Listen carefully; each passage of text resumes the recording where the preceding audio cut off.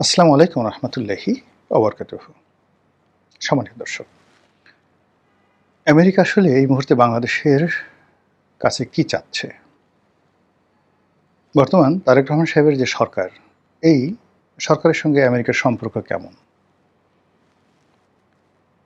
America আমাদেরকে যে একটা কূটনীতির জালে আবদ্ধ করে ফেলেছে এবং আমরা যে আমেরিকার খপ্পরে পড়ে গেছি। ইটস এ হোল, আমেরিকার একটা গর্ত। হোল বললে ভুল হবে, ব্ল্যাক হোল। এবং এই ব্ল্যাক হোলের মধ্যে একবার যারা পড়েছে, যারা আমেরিকার এই যাকে বলা হয় ট্যাবলেট খেয়েছে, তাদের পরিণতি দুই ধরনের হয়। যদি আপনি মিডল ইস্টের সেই সংযুক্ত আরব আমিরাত হন, ওমান হন, কাতার হন, সৌদি আরব হন, তখন আমেরিকার ম্যাজিক বা আমেরিকার যে দৃষ্টিভঙ্গি একভাবে কাজ করবে। কিন্তু আপনি যদি আমেরিকার কূটচালের মধ্যে পড়েন, তাহলে আজকে আফ্রিকার, উত্তর আফ্রিকা, দক্ষিণ আফ্রিকা, পশ্চিম আফ্রিকা এবং সাব সাহারা অঞ্চল সহ ইউক্রেন, এ সকল এলাকার অবস্থা যা হয়েছে, পূর্ব ইউরোপের যা অবস্থা হয়েছে, আমাদের অবস্থাও ঠিক একই হবে। এটা সোজা বাংলা কথা।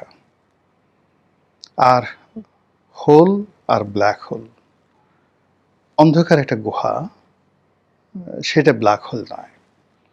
ব্ল্যাক হোল বলতে মহাকাশে এরকম একটা প্রযুক্তি বোঝায়, এরকম একটা পরিবেশ বোঝায়, এরকম একটা ঘূর্ণিপাক বোঝায় যে ওর মধ্যে যদি কেউ পড়ে, সেটা চন্দ্র, সূর্য, গ্রহ, তারা, নক্ষত্র, গ্যালাক্সি, আমাদের এই পৃথিবীর মতো লক্ষ লক্ষ পৃথিবী যদি ওই ব্ল্যাক হোলের ওই অবস্থার মধ্যে পড়ে, এই লক্ষ লক্ষ পৃথিবীর মতো গ্রহগুলো ও গিলে খেয়ে ফেলে 1 সেকেন্ডের মধ্যে।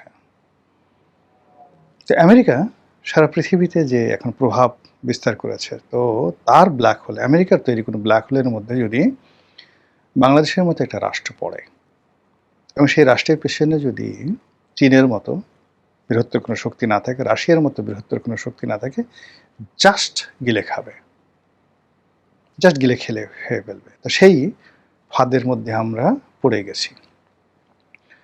তো আপনি যেহেতু একটা রাক্ষসের কবলে পড়েছেন, একটা ভূতের কবলে পড়েছেন, প্রেতের কবলে পড়েছেন, বা একটা দানবের কবলে পড়েছেন, কিংবা ধরুন একটা রোবটের কবলে পড়েছেন, ফ্রাঙ্কেনস্টাইনের দানব, ইট ইজ ম্যানমেড রোবট।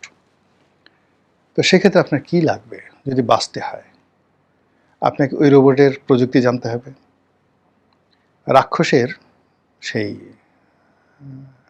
মতিগতি বুঝতে হবে, ভূতের মন্ত্র জানতে হবে, অর্থাৎ একমাত্র ইলম, জ্ঞান, প্রজ্ঞা এরকম বিপদ থেকে আপনাকে বাঁচাতে পারে। Otherwise you will be destroyed. কোনো রকম এর ব্যত্যয় নেই। আমরা এই আমেরিকার যে জালের মধ্যে আটকা পড়ে গেছি শেখ হাসিনার পতনের পর থেকে, কাজে এই সময়টিতে আমাদের জানা ছাড়া, জ্ঞান ছাড়া, সৎসাহস ছাড়া আর ঐক্যবদ্ধ হওয়া ছাড়া আর কোনো উপায় নেই। আর এজন্যই মূলত এই ভিডিওটি করছি, দায়িত্ববোধ থেকে, কর্তব্যবোধ থেকে। এবং এই কথাগুলো বলা, এই মুহূর্তে এই কথাগুলো বলা এত সহজ নয়। প্রথমত আমি যে জিনিসগুলো জানছি বা বুঝতে পারছি, এগুলো আপনাদেরকে জানানো আমার জন্য ফরজ। আর এই পৃথিবীতে যেখানে ধরুন একজন তারেক রহমান সাহেবের বিরুদ্ধে কথা বলা, শেখ হাসিনার বিরুদ্ধে কথা বলা তো দূরের কথা, একজন ওসির বিরুদ্ধে কথা বলা এখন ঝুঁকির বিষয়। তো সেখানে আপনি আমেরিকার বিরুদ্ধে কথা বলছেন, এটা চারটিখানি বিষয় নয়। শেখ হাসিনার জমানাতে যারা রয়ের বিরুদ্ধে কথা বলেছে, ভারতের বিরুদ্ধে কথা বলেছে, এখান থেকে চ্যাংদোলা করে ধরে নিয়ে গেছে দিল্লিতে, কলকাতাতে। বহু মানুষ নিখোঁজ হয়ে গেছে বাংলাদেশ থেকে। কাজেই আমেরিকা ভারতের চাইতে, আইএসআইয়ের চাইতে, মোসাদের চাইতে 100 গুণ প্রতিহিংসা পরায়ণ। কাজেই তার বিরুদ্ধে কথা বলাটা এত সহজ না। একটা ইমানই দায়িত্ববোধ না থাকলে কথা বলা যায় না। তো এই মুহূর্তে যেটি হলো যে আমেরিকা সাধারণত কি চায়, কি করে, এটার একটা বৈশিষ্ট্য আপনাদেরকে বলবো। প্রথম হলো আমেরিকা বউকে মেরে ঝিকে বোঝায়, সরি, মানে ঝিকে মেরে বউকে বোঝায়। দ্বিতীয়ত বাসর রাতে বিড়াল মারে। তৃতীয়ত যখন তাদের উদ্দেশ্য পূর্ণ হয়ে যায় তখন তারা ছুঁড়ে ফেলে দেয়। এবং এদের মন মানসিকতা আপনি অ্যাপস্টেন ফাইলে দেখবেন। একটা শিশু মেয়েকে ধরুন, তারা 12-13 বছরের একটা মেয়েকে সেই সুদূর আর্জেন্টিনা থেকে ধরে আনলো, সুন্দরী, ফ্রান্স থেকে আনলো, এমনকি বাংলাদেশ থেকে নিল। এরপর এরা ডোনাল্ড ট্রাম্প বা অ্যাপস্টেন ফাইলে যাদের নাম আছে, বিভিন্ন দাদু ভাই, শান্তি ভাই, তাদেরকে দিল, তোমরা ভোগ করো। ভোগ করার পরে ওই মেয়েটাকে কুচি কুচি করে কাটলো, সেদ্ধ করলো, নাড়ি ভুড়ি বের করে ফেলো, জাল দিল, মাংস বানালো, আর ওই শান্তির দাদুদেরকে খেতে দিল। এই ঘটনাটা ঘটেছে আমেরিকাতে। This is American system. তারা যাকে ব্যবহার করে তাকে যেন আর দ্বিতীয়বার ব্যবহার করতে না পারে কেউ, সেটা তাদের সৈন্যবাহিনী হোক এবং তাদের বিমান হোক। এই যে ধরুন, তারা কয়েকটি কমব্যাট অপারেশন চালিয়েছে ইরানে। এর কারণ হলো অত্যন্ত সেন্সিটিভ কয়েকটি এয়ারক্রাফট ইরান ভূপাতিত করেছিল। ওই প্রযুক্তি যেন ইরানের হাতে যেতে না পারে, এজন্য তারা ঝুঁকি নিয়ে সেখানে তাদের সেই এয়ারক্রাফটগুলো তারা ধ্বংস করে ফেলেছে। এমনকি এই যে তাদের কয়েকজন যে পাইলট, তাদের কাছে অনেকগুলো কোড ছিল, অনেকগুলো যন্ত্র ছিল, সেই পাইলট তারা হারিয়ে গেছে।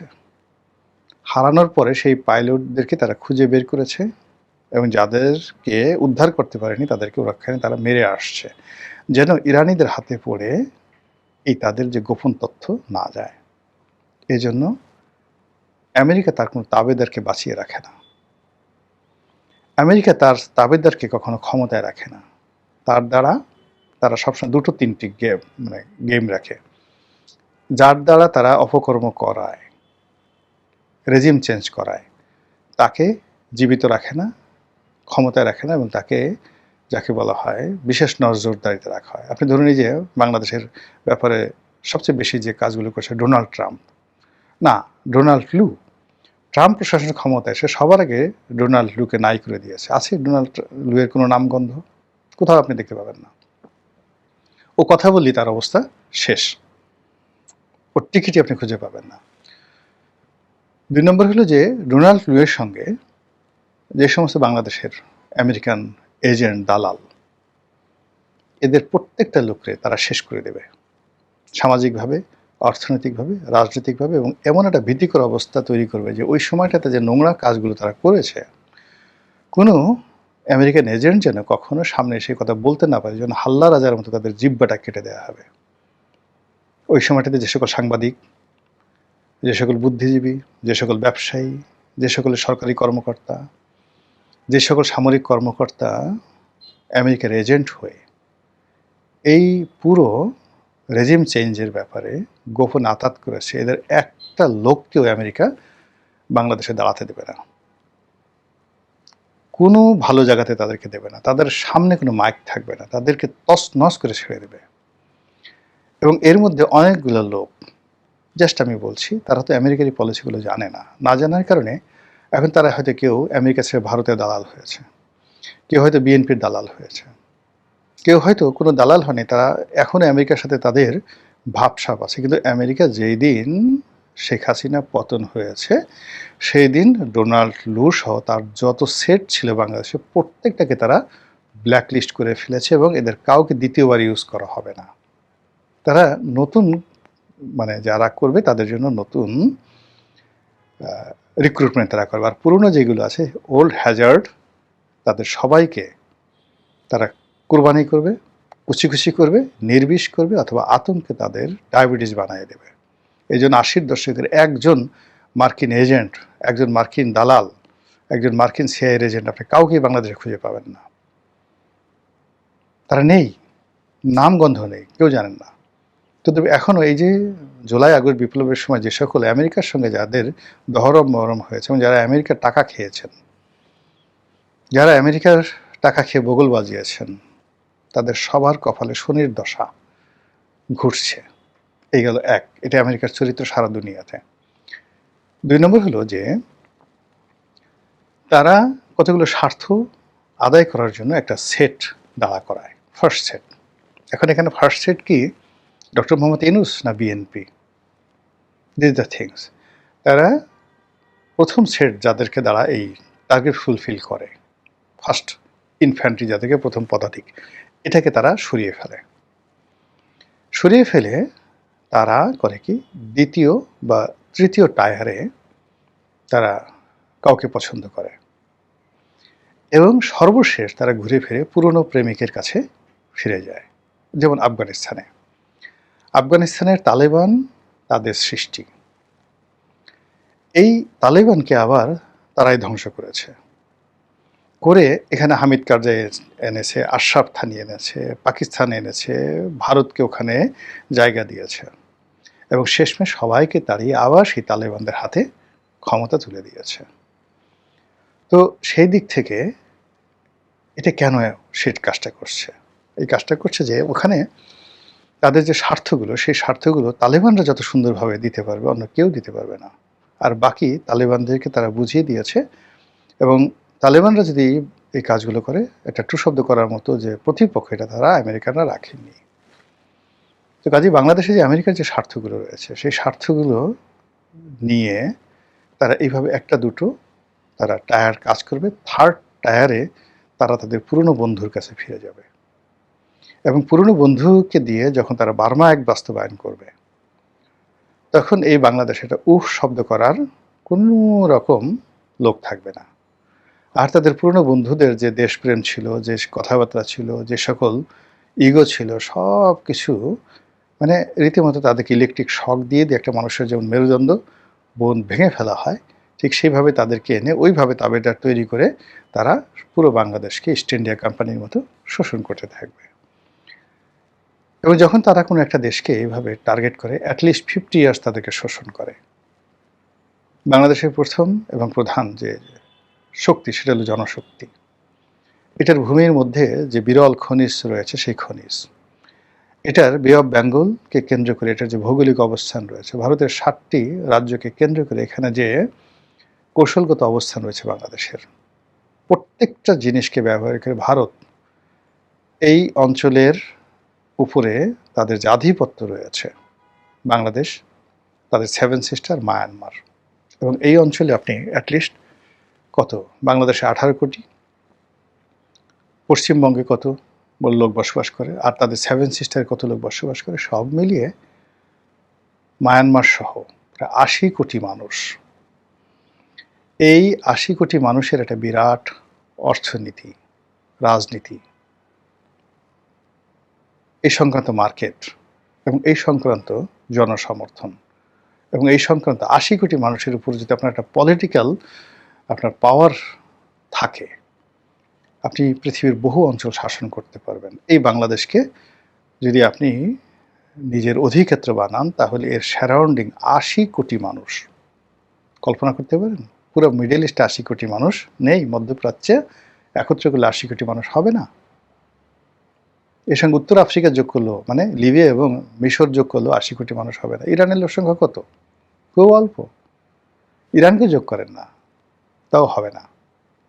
সেই 80 কোটি মানুষের যে বিরাট বাজার, সেটাকে টার্গেট করে এখানে তাদের যে গেম, সেই গেমটা কি হতে পারে, এটা যারা রাজনীতি করেন, সরকার পরিচালনা করছেন, যারা আমেরিকার দালালি করতে চাচ্ছেন, আগামীতে দালাল হতে চাচ্ছেন, যারা ক্ষমতা আছেন, আগামী দিনে আসতে চাচ্ছেন, তাদের সবাইকে বুঝতে হবে। যদি তারা বুঝেন, ক্ষয়ক্ষতি কম হবে, আদারওয়াইজ পুরো জাতিকে নিয়ে আমাদেরকে বঙ্গোপসাগরে ডুবে মরতে হবে। যেভাবে হ্যামিলনের বাঁশিওয়ালার বাঁশির সুরে একবার ইঁদুরগুলো সেই নদীতে ঝাঁপ দিয়েছিল, আর দ্বিতীয়বার হ্যামিলনের বাঁশির সুরে শহরের সমস্ত শিশুরা ঝাঁপিয়ে পড়ে একটি দেশের সমস্ত ভবিষ্যৎকে, শিশুদেরকে মারা মানে সমস্ত ভবিষ্যৎকে তারা সেই সমুদ্রে নিক্ষেপ করেছিল বা নদীতে নিক্ষেপ করেছিল, হ্যামিলনের বাঁশির সুর। তদ্রূপ আমরাও সদল বলে সবাই সেই বঙ্গোপসাগরে ডুবার জন্য যাব, নাকি বুঝে সেই সাগরের যে পতন, সাগরে নিজের আত্মনিবেদন, আত্মাহুতি দেওয়ার যে অভিলাষ তার থেকে রক্ষা করব। আল্লাহ আমাদের সবাইকে হিকমা দান করুন, দৃঢ়তা দান করুন, উন্নত চরিত্র দান করুন এবং প্রতিকূল অবস্থার বিরুদ্ধে লড়াই করার শক্তি আমাদেরকে দান করুন। সাম্প্রতিক উদাহরণ ইরান। ইরানের জনগণের যে জ্ঞান, দৃঢ়তা, দেশপ্রেম, ইরানের নেতৃত্বের যে সাহস, কোনো কিছু না থাকা সত্ত্বেও তাদের যে সাহস, যা দিয়ে তারা আমেরিকাকে মোকাবেলা করছে, আল্লাহ আমাদেরকে সেই রকম দৃঢ়তা দান করুন। আসসালামু আলাইকুম ওয়া রাহমাতুল্লাহি ওয়া বারাকাতুহু।